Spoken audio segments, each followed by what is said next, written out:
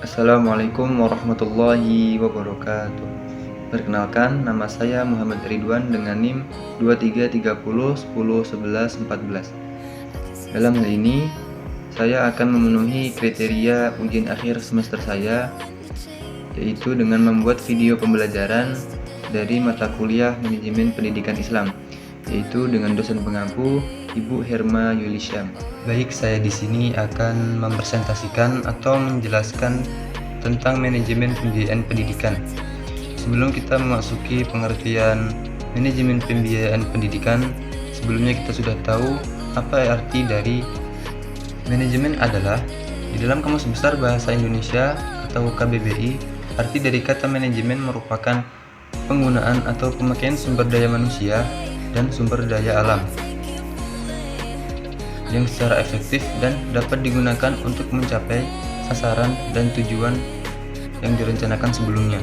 Selain itu, manajemen juga merupakan sebuah pimpinan yang bertanggung jawab atas jalan atau tidaknya sebuah organisasi, perusahaan, atau lembaga. Jadi, dapat kita simpulkan bahwa arti dari manajemen adalah proses yang melibatkan kegiatan perencanaan, pengorganisasian, pengarahan, dan pengontrolan yang dilakukan dengan menggunakan segala sumber daya yang dimiliki organisasi demi tercapainya sebuah tujuan yang telah direncanakan sebelumnya. Selanjutnya, kita memasuki materi yang kedua, yaitu pembiayaan pendidikan. Apa sih yang dimaksud dengan pembiayaan pendidikan? Jadi, pengertian pembiayaan pendidikan menurut Kamus Besar Bahasa Indonesia merupakan uang atau dana yang dikeluarkan untuk mengadakan dan melakukan suatu kegiatan. Proses penyelenggaraan pendidikan yang dilaksanakan di satuan pendidikan atau sekolah harus didukung dengan biaya yang memadai sehingga dapat menjamin semua kelancaran kegiatan dari awal sampai akhir yang dilaksanakan. Pembiayaan pendidikan dikatakan di dalam PPRI nomor 19 tahun 2005 tentang Standar Nasional Pendidikan Bab 9 Pasal 62 terdiri dari dua bagian besar, yaitu pertama, biaya investasi.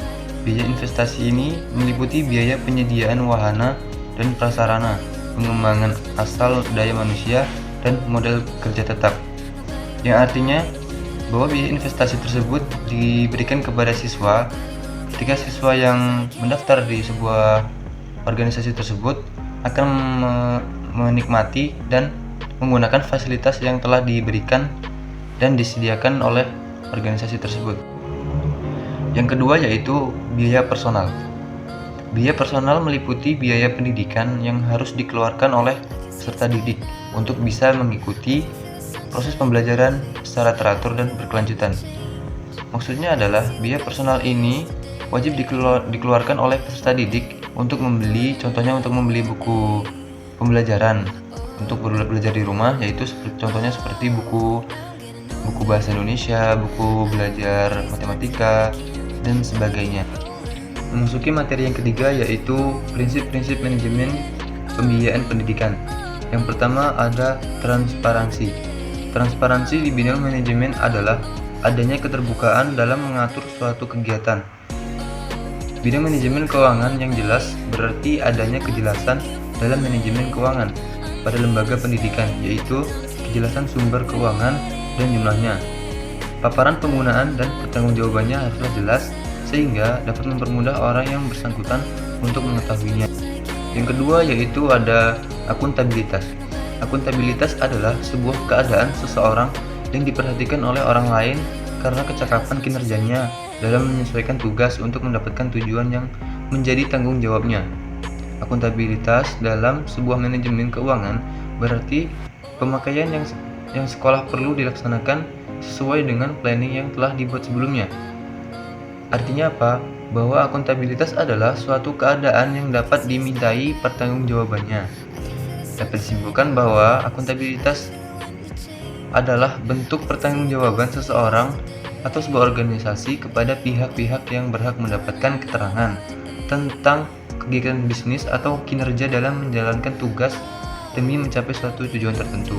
Nah, berikut ada beberapa prinsip akuntabilitas. Yang pertama yaitu memberikan jaminan dalam menggunakan sumber daya secara konsisten yang sesuai dengan peraturan perundang-undangan yang berlaku.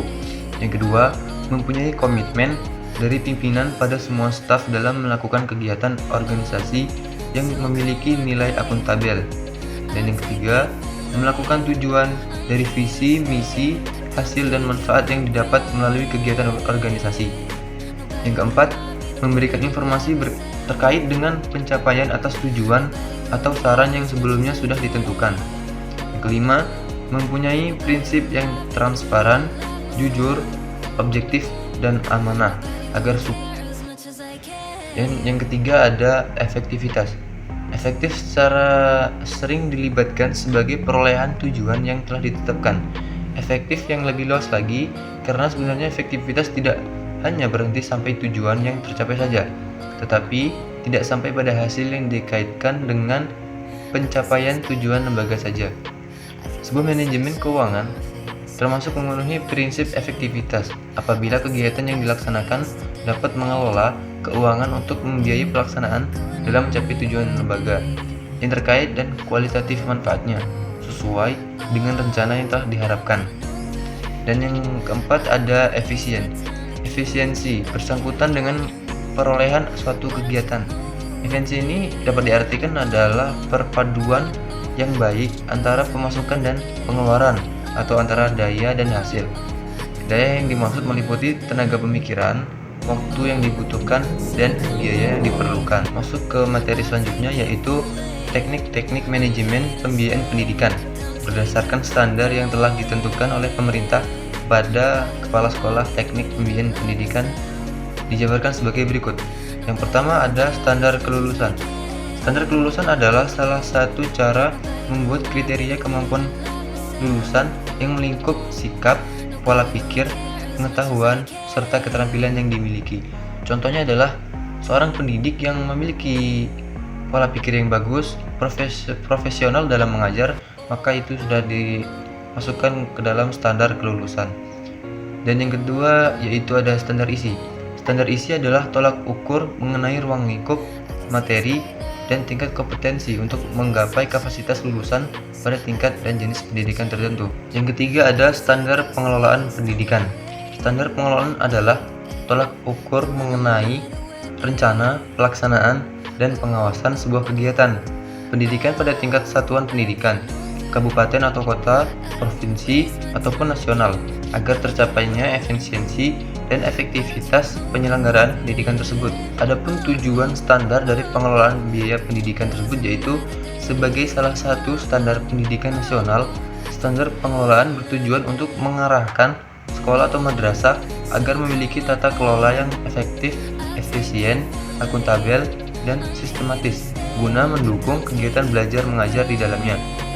Kemudian manfaat dari standar pengelolaan yaitu mampu menciptakan lingkungan sekolah yang kondusif dan terstruktur karena semua bisa dikelola sesuai bidangnya masing-masing berdasarkan peraturan yang berlaku.